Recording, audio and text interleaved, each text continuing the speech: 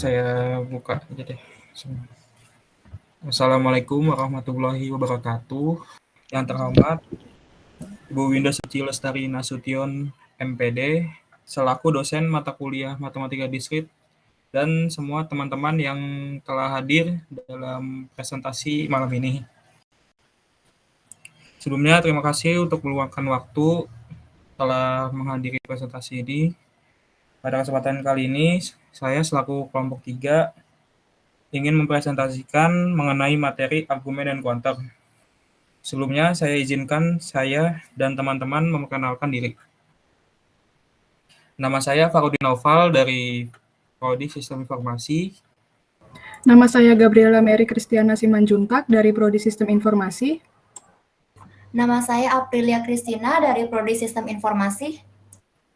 Nama saya Nandita Astriani dari Prodi Sistem Informasi.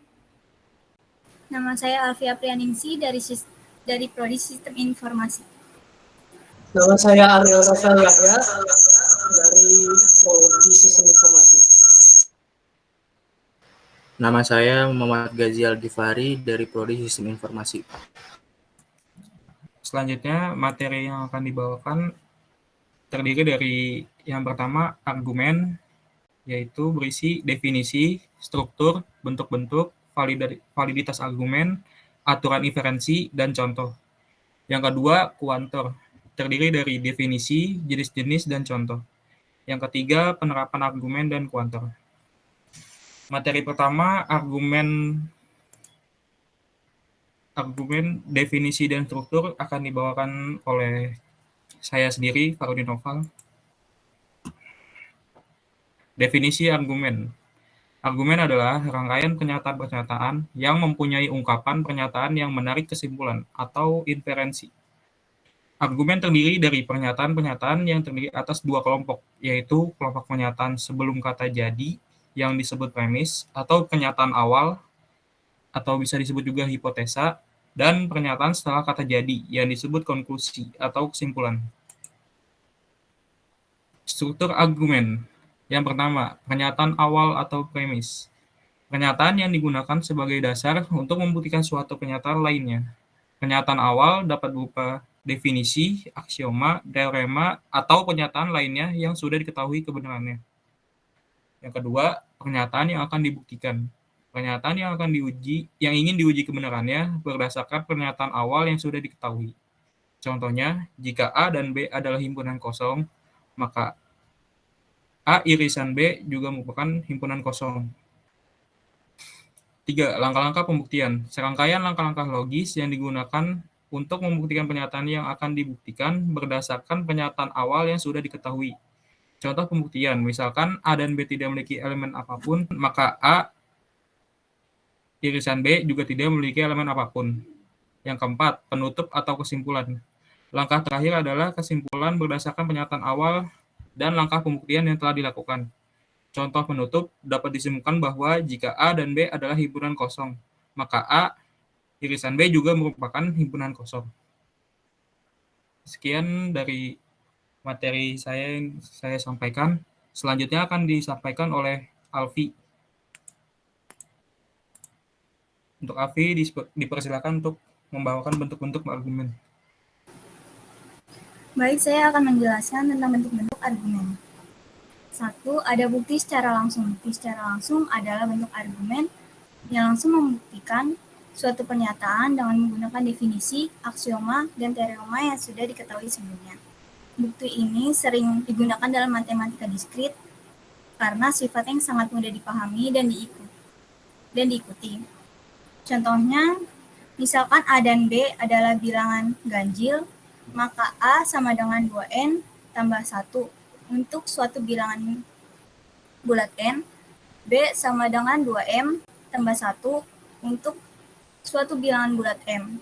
Maka A kali B sama dengan 2N tambah 1 dikali 2M tambah 1 sama dengan menghasilkan 4NM ditambah 2N tambah 2M tambah 1 sama dengan disederhanakan lagi menjadi 2 dikali 2NM ditambah N tambah M ditambah 1.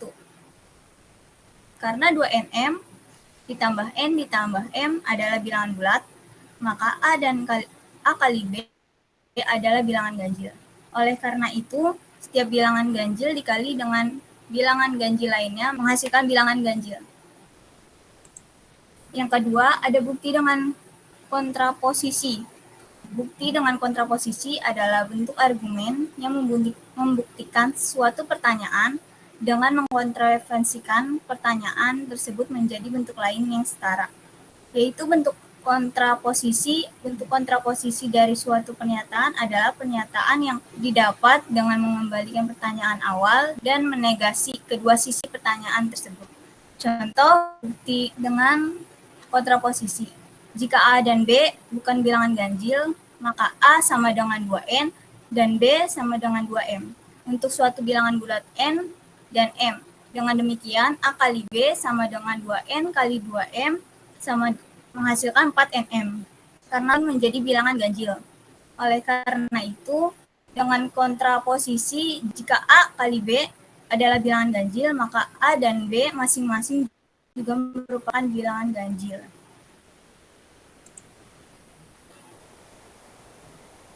Selanjutnya, ketiga, K adalah bentuk argumen yang digunakan untuk membuktikan suatu pernyataan untuk sebuah bilangan, yaitu basis induksi dan langkah induksi.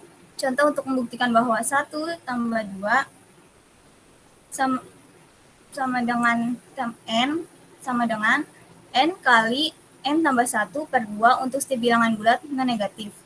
Kita dapat menggunakan bukti dengan induksi matematika sebagai berikut. Basis induksi untuk m sama dengan 0, pernyataan 1 tambah 2 ditambah sama dengan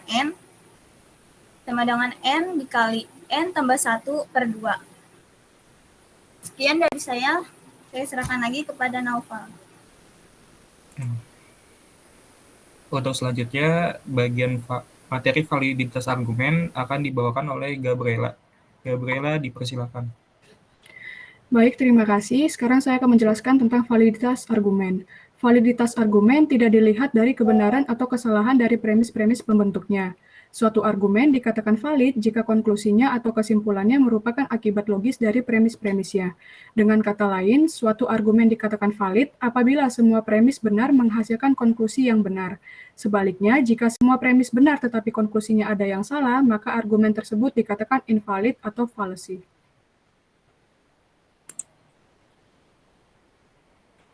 Nah, di sini ada contoh sederhana dari validitas argumen. Dari contoh yang pertama, premis satunya Jakarta adalah ibu kota Indonesia. Itu benar. Premis keduanya, mangga adalah salah satu tumbuhan berbiji keping 2. Lalu yang konklusinya, jadi setiap makhluk hidup akan mati. Nah, karena konklusinya bukan merupakan akibat logis dari premis-premisnya, maka ini bukanlah suatu argumen yang valid, berarti argumen invalid. Lalu contoh kedua adalah premis 1, semua planet ditempati oleh makhluk hidup. Premis keduanya, manusia tinggal di planet bumi. Konklusinya, jadi manusia adalah makhluk hidup. Argumen di samping bernilai valid karena konklusinya merupakan akibat logis dari premis-premisnya. Nah, untuk membuktikan kevalidan suatu argumen terdapat dua cara. Cara yang pertama menggunakan tabel kebenaran. Langkah yang pertama yaitu tentukan premis dan konklusi argumen, lalu diubah menjadi notasi nilai kebenaran. Terus langkah yang kedua, kita membuat tabel yang menunjukkan nilai kebenaran untuk semua premis dan konklusi. Lalu langkah yang ketiga, kita mencari baris kritis yang berisi apakah semua premisnya bernilai benar. Lalu langkah keempat, dalam baris kritis tersebut, jika nilai kesimpulannya semua benar, maka argumen tersebut valid. Jika di antara baris kritis tersebut ada baris dengan nilai konklusi yang salah, maka argumen tersebut tidak valid. Lalu yang cara kedua menggunakan konklusi argumen atau inferensi, yaitu dengan menggunakan rangkaian argumen dasar yang telah valid yang dapat menurunkan konklusi berdasarkan premis-premisnya. Adapun 7 aturan inferensi argumen akan dijelaskan oleh rekan saya.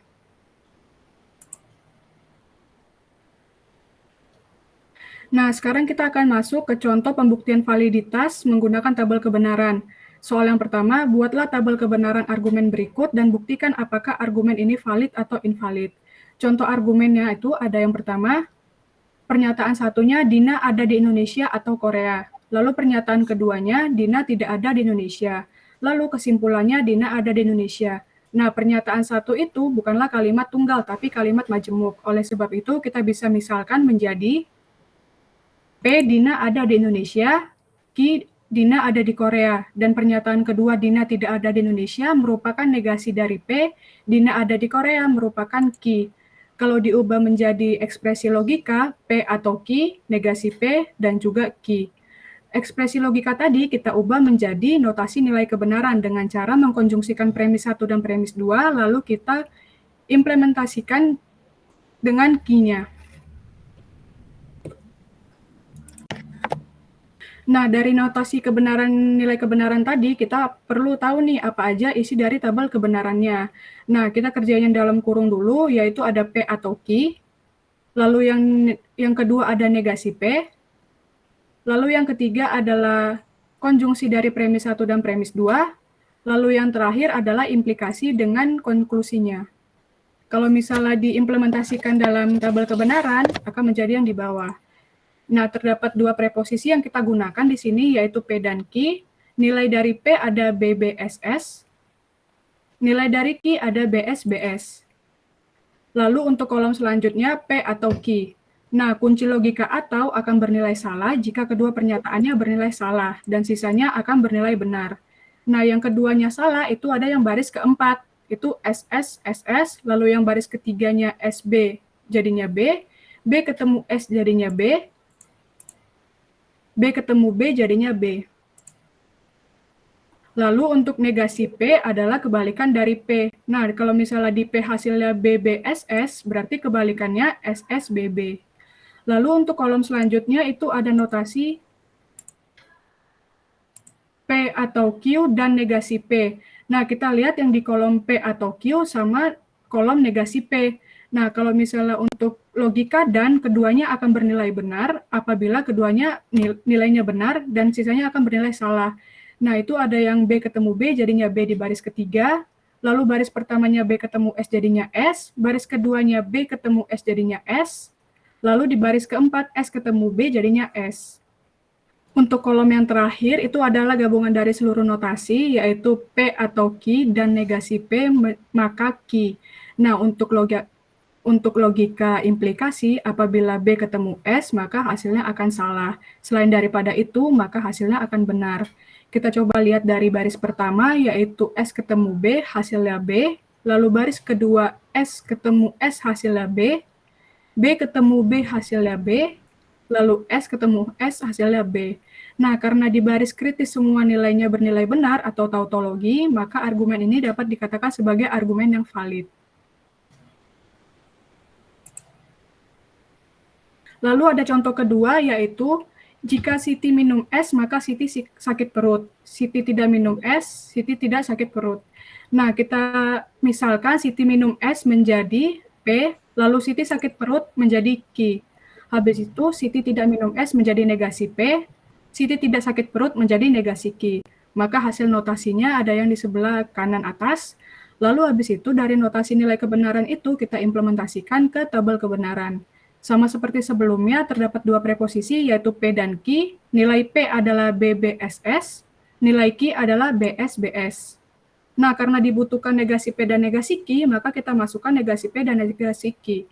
Negasi P adalah kebalikan dari P, yaitu hasil nilainya SSBB. Negasi Q adalah kebalikan dari Q, yaitu hasil nilainya SBSB. Lalu kolom selanjutnya ada P maka Q, yaitu logika implikasi. Apabila benar ketemu salah, maka menghasilkan salah dan sisanya akan benar. Nah, di baris kedua itu benar ketemu salah, hasilnya salah, dan sisanya akan bernilai benar. Lalu di kolom selanjutnya itu P maka Q dan negasi P. Kita lihat di kolom P maka Q dan juga di kolom negasi Q. Nah, untuk logika dan, apabila kedua pernyataan benar, maka akan bernilai benar, dan sisanya akan bernilai salah. Lalu selanjutnya ada P maka Q dan negasi P maka negasi Q. Kita lihat ke premis yang sudah dikonjungsikan, yang sudah digabung, dan juga ke kolom negasi Q. Nah, untuk logika jika maka atau implikasi, jika B ketemu S, hasilnya akan S. itu terdapat di baris ketiga, sisanya akan bernilai benar. Nah, karena di baris kritisnya ada yang bernilai benar maupun bernilai salah, maka disebut sebagai kontingensi atau konklusinya bernilai benar dan bernilai salah. Maka argumen tersebut dikatakan invalid. Sekian dari saya kembalikan kepada moderator. Terima kasih. Selanjutnya, materi inferensi argumen akan dibawakan oleh Ariel. Untuk Ariel, dipersilakan. Baik, saya akan menjelaskan tentang inferensi argumen. Pertama-tama, pengertian dari inferensi argumen adalah sebuah aturan yang ada untuk membuktikan validitas argumen. Nah, pada inferensi argumen ini terdapat 7 bagian, yaitu modus ponen, modus tollens, modus silogisme, disjunctive syllogism, addition, simplification, dan yang terakhir itu conjunction. Nah, yang pertama itu ada modus ponen. Pengertian dari modus ponen adalah suatu metode untuk menentukan kesimpulan dalam logika matematika yang sifatnya menegaskan. Nah, pada gambar itu P Q, premis 2-nya P, maka hasilnya atau conclusion-nya itu adalah Q. Contohnya adalah premis 1, saya lapar, dan premis 2, jika saya lapar, maka saya makan. Kesimpulannya adalah saya makan. Nah, yang kedua ini adalah modus tollens. Modus tollens sendiri mempunyai pengertian yang sama seperti modus ponen, namun yang membedakan adalah pada hasil, yaitu hasilnya menegasikan atau kebalikan dari premis. Nah, P1 pada gambar kita bisa baca jika P maka Q, lalu premis 2-nya itu adalah negasi Q, dan hasilnya itu adalah negasi P. Nah, contohnya adalah premis 1, jika saya lapar, maka saya makan nasi. Nah, untuk premis 2-nya, jika premis 2-nya saya tidak makan nasi. Kesimpulannya adalah saya tidak lapar. Nah, yang ketiga ini ada modus silogisme. Nah, modus silogisme ini adalah pengambilan premis majemuk baru. Nah, kita bisa lihat pada gambar, premis 1-nya itu adalah P maka Q, premis 2-nya Q maka R. Nah, kesimpulannya itu P maka R. Contohnya ini adalah jika saya punya uang, maka saya pergi untuk premis 1-nya. Premis 2-nya, jika saya akan pergi, maka saya harus mengambil uang. Nah, kesimpulannya adalah jika hari ini cerah, maka saya harus mengambil uang. Selanjutnya ada disjunctive syllogism atau pilihan. Nah, pada disjunctive syllogism ini mempunyai pengertian disjungsi ini benar ketika ada salah satu yang benar. Jadi kalau kenyataannya tidak P, ya jangan dipilih P-nya. Nah, untuk gambarnya itu P atau Q. Nah, hasilnya adalah Q. Nah, contohnya itu premis 1-nya kemarin hari Jumat atau besok hari Minggu. Nah, premis 2-nya kemarin hari Selasa, kesimpulannya besok hari Minggu. Nah, sekian dari saya. Lanjutin sama Nandita. Ya. Selanjutnya, materi akan dibawakan oleh Nandita. Untuk Nandita, dipersilakan. Saya di sini akan melanjutkan yang sudah dijelaskan Ariel tadi. Di sini ada premis 1, ada saya makan ikan. Premis 2, saya pergi ke desa, yaitu kesimpulannya yang benar adalah P, saya makan ikan. Selanjutnya ada simplification, yaitu ada premis 1, saya makan ikan, dan premis 2-nya minum es teh manis. Maka kesimpulannya bisa premis 1 yaitu saya makan ikan, dan Q premis 2 minum es teh manis.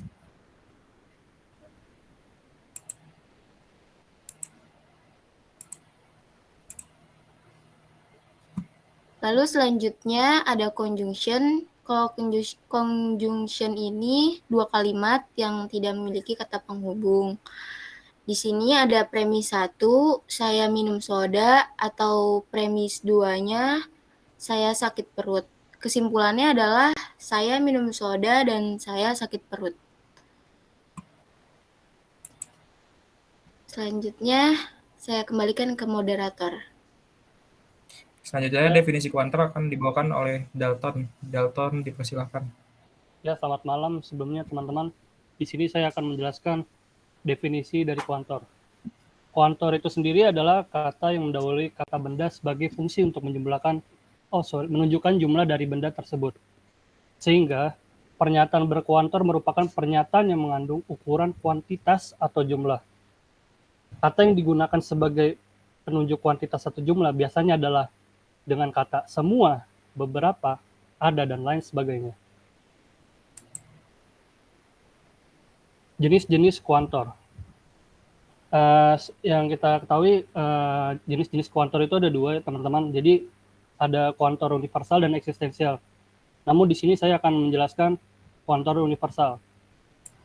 Kuantor universal itu sendiri memiliki logo A terbalik dan memiliki kata semua, setiap, seluruh untuk menentukan kuantitas jumlah tersebut. Untuk contoh kalimat terbuka dalam kuantor universal bisa kita temukan layaknya seperti setiap mahasiswa memiliki KTM, seluruh hewan berkaki 4, dan semua orang yang hidup akan mati. Dan untuk kalimat terbuka tersebut memiliki lambang A terbalik di depannya, kemudian X, dan kemudian koma, P, kemudian X di dalam kurung. Untuk cara bacanya sendiri, setiap X berlaku pada PX. Contoh kuantor universal dalam matematika. Ya, ditemukan lagi seperti sebelumnya. Untuk logo universal ada di bagian depan, teman-teman. Jadi, untuk cara bacanya itu sendiri, setiap X anggota A tersebut yang dimaksud adalah bilangan asli yang kita tahu, yang dimulai dari angka 1 hingga seterusnya, dan kemudian X berlaku ditambah 2, maka hasilnya lebih dari 2. Jadi karena bilangan asli dari 1, yang untuk pertamanya 1 ditambah 2, maka kita ketahui hasilnya sama dengan 3, atau bisa dikatakan lebih dari 2. Dan berikutnya 2 ditambah 2 sama dengan 4, dan tentu saja lebih dari 2. Dan kemudian 3 tambah 2 merupakan 5, yaitu lebih besar dari 2. Untuk di sini, untuk kalimat terbukanya semua adalah kalimat terbuka yang benar ya teman-teman. Sekian untuk dari kuantor universal yang saya berikan. Selanjutnya saya kembalikan kepada moderator. Terima kasih. Untuk materi kuantor eksistensial akan dibawakan oleh April. Untuk April, dipersilakan. Oke, terima kasih sebelumnya. Nah, selanjutnya saya akan menjelaskan tentang kuantor eksistensial. Nah, kuantor eksistensial ini mirip seperti huruf E yang dicerminkan ya. Kalau misalnya kuantor universal kan kayak huruf A yang dibalik. Nah, kalau kalau eksistensial ini kayak E yang dicerminkan. Kuantor eksistensial tuh memiliki kata apa aja gitu. Langsung aja aku langsung jelasin aja ya. Pertama itu kuantor eksistensial itu harus ada kata ada, beberapa, terdapat, atau yang lainnya. Nah, beda sama yang kuantor universal. Kalau kuantor universal itu kan harus semuanya. Karena kalau kuantor eksistensial itu enggak harus semuanya, minimal hanya ada satu aja dalam itu yang memenuhinya, itu berarti termasuk kuantor eksistensial. Nah, biar kita gampang ngertinya, kita langsung masuk ke dalam contoh dalam kalimatnya ya. Nah, ya ini yang tulisannya seperti EXPX, itu dibacanya bukan EXPX, tapi dibacanya ada atau terdapat X yang memenuhi PX. Nah, PX-nya itu adalah kalimatnya, gitu. Jadi, ganti semuanya itu jadi kayak dengan kata terdapat, beberapa, gitu. Nah, contohnya nih, beberapa murid SD kesulitan membaca. Selanjutnya, ada beberapa mahasiswa harus mengulang di semester depan. Cuman beberapa, tapi nggak semuanya. Lalu ada harimau yang lepas di kebun binatang. Ini berarti kayak cuman harimau doang, bukan semuanya gitu.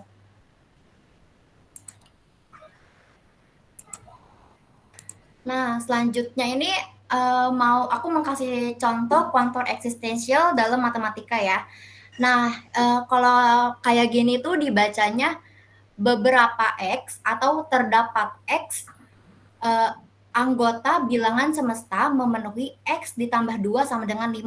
Nah, semestanya ini adalah 1 sampai 5. Nah, coba kita buktikan apakah X-nya ini hasilnya sama dengan 5. Coba kita buktikan yang pertama. Yang pertama 1 ditambah 2 sama dengan 3. Ini hasilnya bukan 5, berarti ini salah. Nah, selanjutnya kita coba 2 tambah 2, hasilnya bukan 5 juga, berarti ini salah juga. Nah, selanjutnya ini adalah, 3 ditambah 2 hasilnya 5, berarti ini benar. Berarti ini termasuk kuantor eksistensial, karena setidaknya ada 1 aja yang memenuhi, berarti ini kuantor eksistensial. Oke, lanjut. Nah, untuk contoh yang pertama nih, menurut kalian ini kuantor eksistensial atau bukan?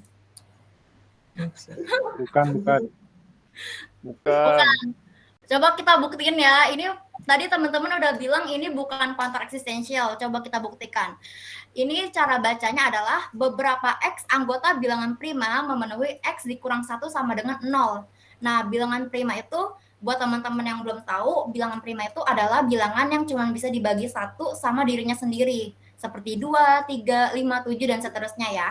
Nah, coba kita buktikan yang pertama. 2 dikurang 1 sama dengan 1. Nah, ini dari yang paling kecilnya aja hasilnya bukan 0, berarti ini salah.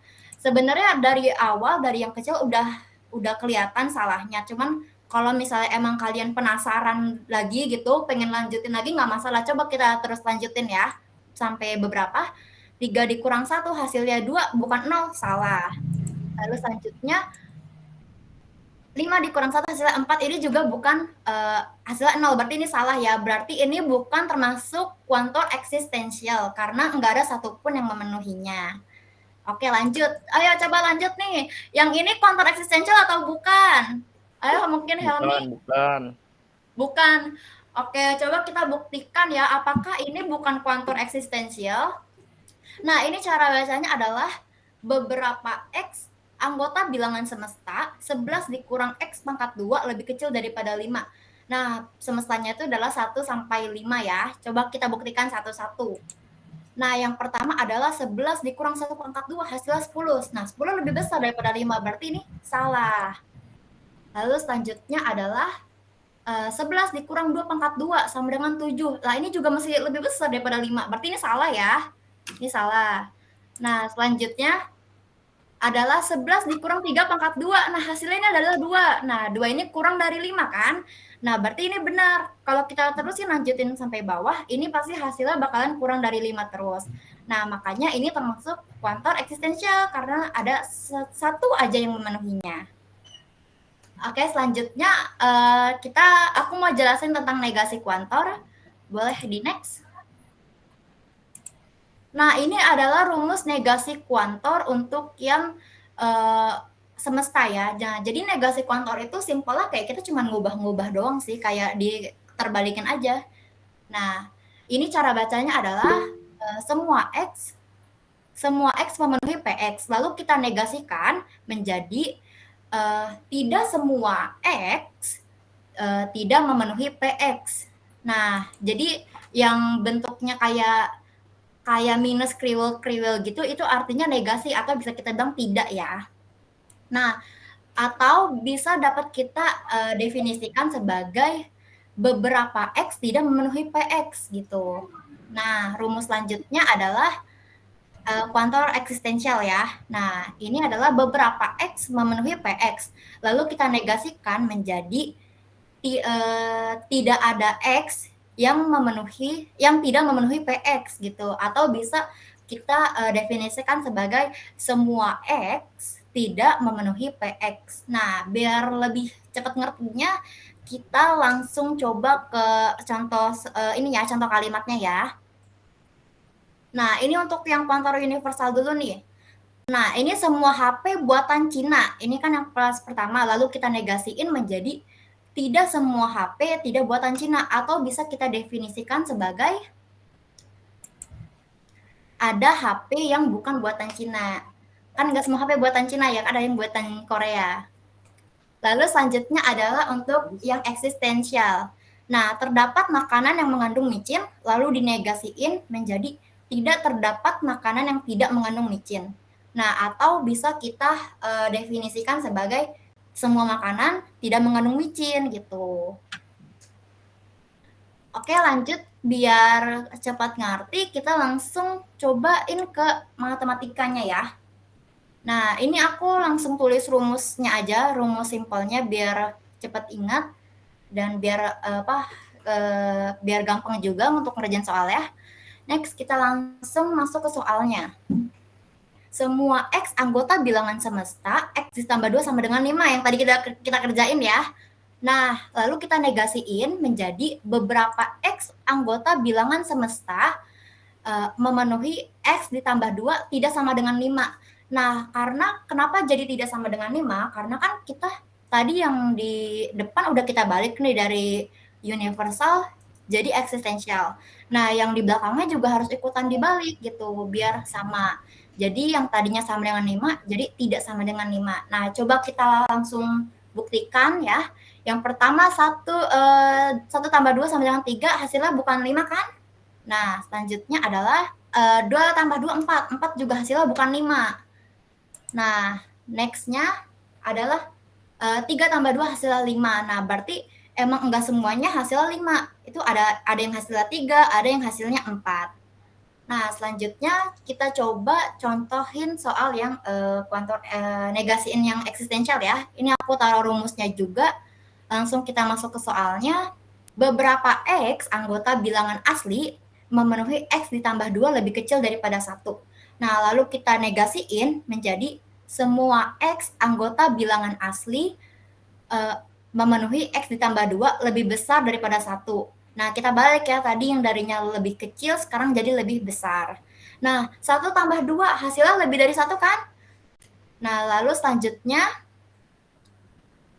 2 tambah 2 hasilnya 4. 4 lebih besar daripada 1? Benar. Nah, lalu selanjutnya 3 ditambah 2 hasilnya juga lebih besar daripada 1. Berarti ini semuanya benar ya. Berarti ini termasuk benar nih kuantor universal karena semuanya benar. Oke, kayaknya sekian dulu dari saya. Buat teman-teman yang udah jawab, makasih banyak ya. Boleh nanti di chat di WA biar dikirim langsung hadiahnya. Selanjutnya, penerapan argumen dan kuantor akan dibawakan oleh Zikri. Untuk Zikri, dipersilahkan. Oke, terima kasih sebelumnya. Selanjutnya adalah penerapan argumen dan kuantor. Noval, tolong di slide sebelumnya. Ya, penerapan argumen dan kuantor, ini saya ambil ke 4 bagian. Itu pertama ke bidang logika matematika, yang kedua teori bilangan, pengolahan bahasa, dan linguistik. Oke, kita pahami lagi ya, kayak yang tadi udah dijelasin, argumen itu dapat diartikan sebagai urutan pernyataan yang terdiri dari premis dan kesimpulan, yang bertujuan untuk membuktikan kebenaran suatu pernyataan. Nah, sedangkan kuantor itu bisa dibilang sebagai simbolnya itu, yang digunakan untuk mengikat variabel dalam pernyataan. Kuantor itu kan tadi udah dijelasin ya, ada 2. Yang pertama kuantor universal dan eksistensial. Yang universal itu digunakan untuk menyatakan bahwa suatu pernyataan berlaku untuk setiap nilai variabel dalam suatu domain tertentu.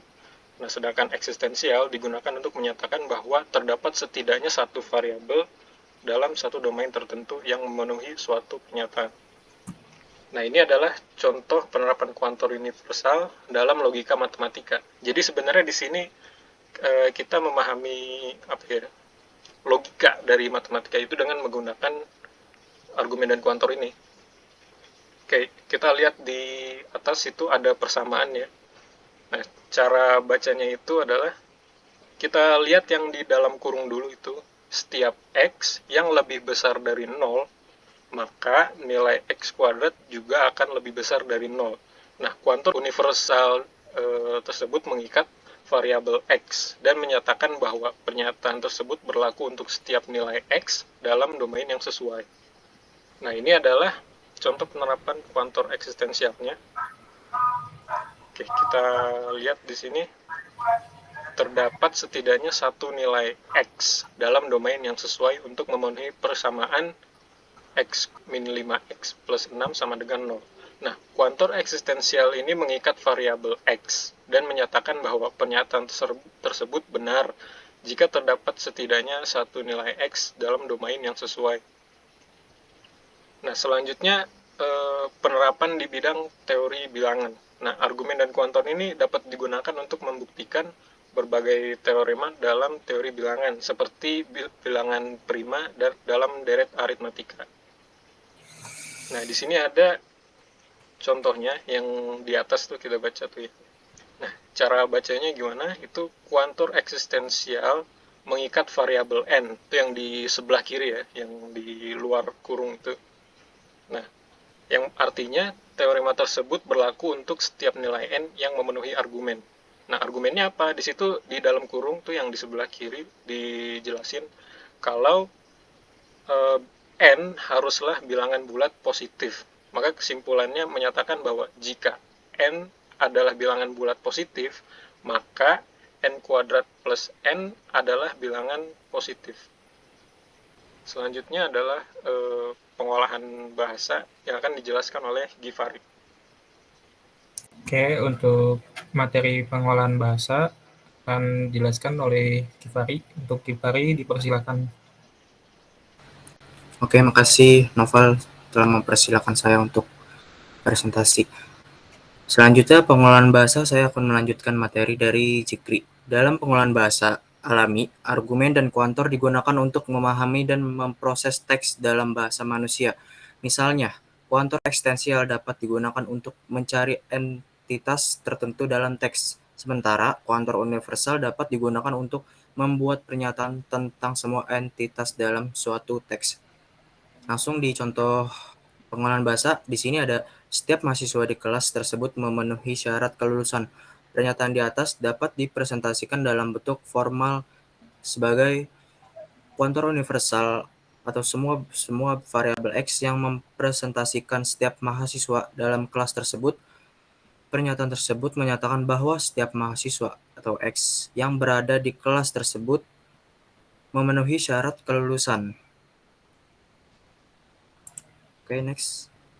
Selanjutnya ada linguistik. Dalam linguistik di sini pengertiannya kuantor sering digunakan untuk mengekspresikan kuantitas dalam sebuah kalimat. Misalnya, kuantor universal digunakan untuk menyatakan bahwa semua pernyataan berlaku untuk semua anggota dalam kategori tertentu. Sementara, kuantor ekstensial digunakan untuk menyatakan bahwa ada minimal suatu anggota dalam kategori tersebut. Next. Jadi di sini contoh linguistik ada kuantor pertama, kuantor universal dalam linguistik. Kuantor universal digunakan untuk menyatakan bahwa suatu pernyataan berlaku untuk semua anggota dalam kategori tertentu. Misalnya, pernyataan semua manusia adalah makhluk hidup. Menggunakan kuantor universal untuk menyatakan bahwa pernyataan tersebut berlaku untuk semua manusia. Langsung yang kedua, contoh linguistiknya ada kuantor ekstensial dalam linguistik. Kuantor ekstensial digunakan untuk menyatakan bahwa ada setidaknya satu anggota dalam kategori tertentu. Misalnya, pernyataan ada beberapa kucing di halaman belakang. Menggunakan kuantor ekstensial untuk menyatakan bahwa ada beberapa kucing di halaman belakang. Terima kasih. Selanjutnya akan diserahkan oleh moderator. Oke, sekian dari penyampaian materi hari ini. Kami membuka sesi pertanyaan untuk teman-teman yang ingin bertanya, bisa mengajukan pertanyaan dengan open mic. Kenalin, nama saya Ryan Akmal Ibrahim dari Prodi Teknik Informatika. Saya mau nanya sih yang kurang paham yang bentar-bentar. Yang negasi kuantor itu agak kurang paham saya. Boleh dijelaskan ulang? Sebelumnya terima kasih ya. Oke, pertanyaan saya akan tampung dulu. Boleh nanya lagi nggak? Iya, boleh. Boleh dijelasin ulang nggak untuk slide 15? Slide 15. Pertanyaan pertama yaitu dari Syafika Zafadi Sadila. Saya ingin bertanya untuk slide 20, apakah bisa dijelaskan ulang karena masih kurang paham? Terus pertanyaan yang kedua, yaitu dari Rehan Akmal. Saya minta tolong untuk dijelaskan ulang negasi kuantor. Terus pertanyaan 3 dari Muhammad Rafli Faturrahman. Dia minta tolong untuk slide 15 ya. Iya, benar. Jadi slide 15. Oke. Jadi saya mau menjawab pertanyaannya Rehan Akmal. Tadi sempat nanya masih bingung sama yang negasi kuantor ya? Iya. Boleh tahu bingungnya di mana? Iya, yang itu rumus negasi itu yang dari awal itu. Oh, nih, jadi kalau negasi itu kan kayak istilahnya cuman dibalikin doang. Nah, negasi itu artinya kayak tidak gitu. Nah, jadi ini kan kalau untuk koma yang ini ya, yang kayak semua X, PX, itu koma tuh dibacanya artinya kayak memenuhi gitu. Jadi semua X memenuhi PX. Nah, PX-nya tuh kalimatnya. Lalu dinegasiin. Nah, dinegasi ini menjadi istilahnya kayak kalimat negatif gitu. Ya, jadi yang tadi awalnya kalimat positif, jadi kalimat negatif. Nah, tapi harus dua-duanya tuh harus diubah. Jadi kayak contohnya yang universalnya kan diubah nih jadi negasi. Jadi yang awalnya semua X, jadi tidak semua X. Nah, yang di belakangnya tuh juga harus diubah. Jadi tidak PX gitu, jadi negasi PX gitu. Kalimatnya diubah juga. Nah, sama dengan 3 ini artinya tuh kayak dapat didefinisikan sebagai, jadi tuh sebenarnya sama aja, cuman pasti lebih nyambung yang ini nggak sih, yang lebih yang setelah lebih didefinisikan sebagai beberapa X tidak memenuhi PX, karena negasi itu kan artinya tidak tuh. Nah, jadi kalau mau rumus simpelnya tuh kayak ini aja, kayak semua X memenuhi PX sama dengan beberapa X tidak memenuhi PX, itu rumus simpelnya.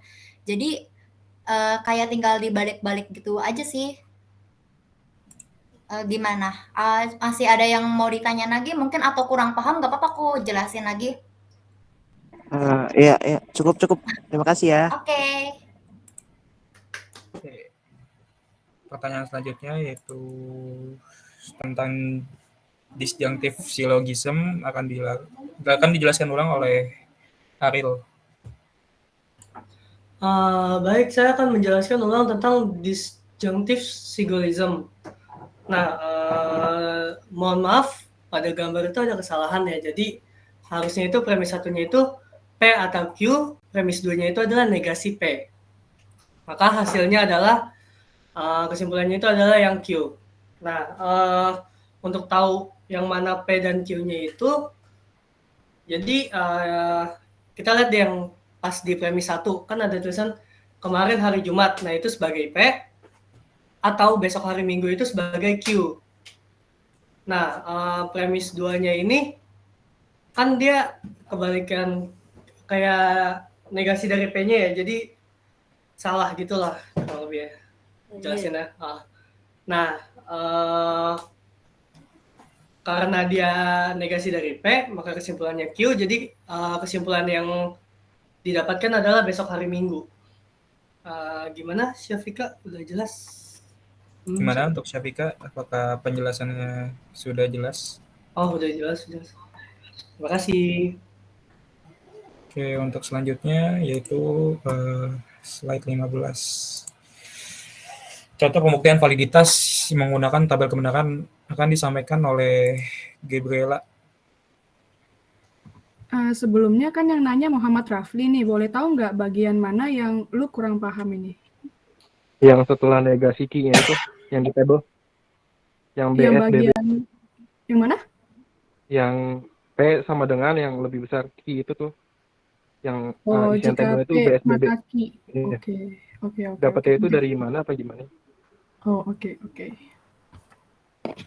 Nah, sebelumnya itu lambang logika dari jika P maka Q, atau juga itu bisa disebut sebagai logika implikasi. Nah, misalnya logika implikasi yang pertama itu, kalau misalnya B ketemu S, itu dia hasilnya bakalan salah. Itu emang udah aturan dari rumusnya, dari sananya kayak gitu. Nah, selain misalnya B sama S, berarti yang lainnya bakal bernilai benar. Nah, kita ambil contoh yang B ketemu S nih. Kita lihat yang premis pertama dulu itu kan itu kan P. Nah, di premis pertama P itu ada B yang di kolom pertama, baris kedua. Nah, habis itu kan Ya, oke. maka key, nah itu kan ada key-nya itu S tuh, baris keduanya. Nah, karena B ketemu S, jadinya S.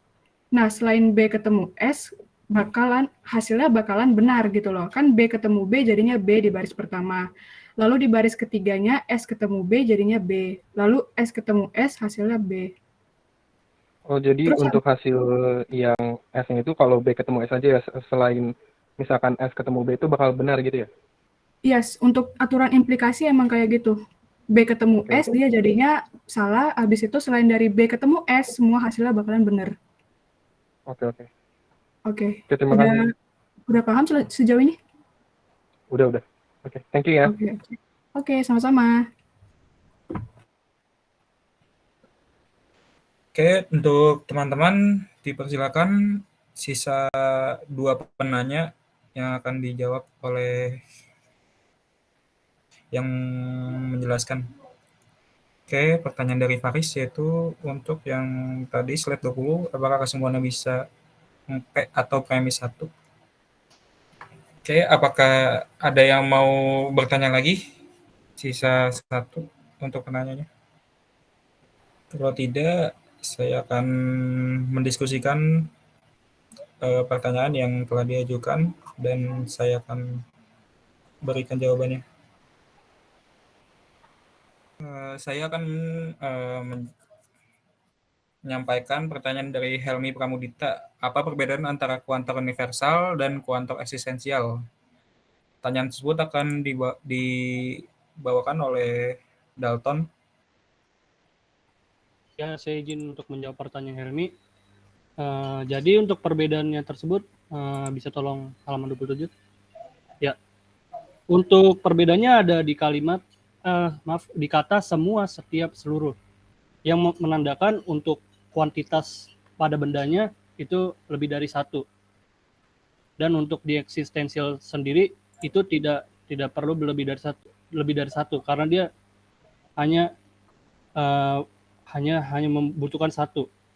Apakah Helmi sudah paham? Oke, makasih. Ya. Oke, selanjutnya pertanyaan yang kedua tentang disjunctive syllogism yang ditanyakan oleh Faris Edric Prayoga. Apakah kesimpulannya bisa yang P atau premis 1? Silakan Gaby. Nah, oke. Udah dijelasin di PowerPoint kalau misalnya disjunctive syllogism itu yang dipilih adalah disjungsi yang benar. Nah, karena si negasi P adalah premis yang salah, otomatis negasi P nggak bisa dipilih nih. Makanya kesimpulan yang benar itu adalah si Q-nya, yaitu besok hari Minggu. Pokoknya yang dipilih jangan yang salahnya, jangan yang negasinya untuk silogisme yang ini. Apakah menjawab? Oke, terima kasih. Oke, thank you. Oke. Selanjutnya kita membuka sesi kritik dan saran bagi teman-teman yang ingin mengkritik dan saran tentang materi hari ini atau presentasi hari ini, boleh di open mic. Oke, ada kritik dari Syafika Zalfanisa. Oke, saya bacakan aja. Saya Syafika Zalfanisa ingin memberikan kritik dan saran. Menurut saya materi di PowerPoint terlalu banyak teori yang sebenarnya masih bisa dipersingkat lagi. Jadi saran saya teorinya lebih dipersingkat lagi, tapi secara keseluruhan presentasinya bagus. Terima kasih Syafika telah memberikan kritik dan sarannya. Selanjutnya ada yang mau memberi tanggapan lagi?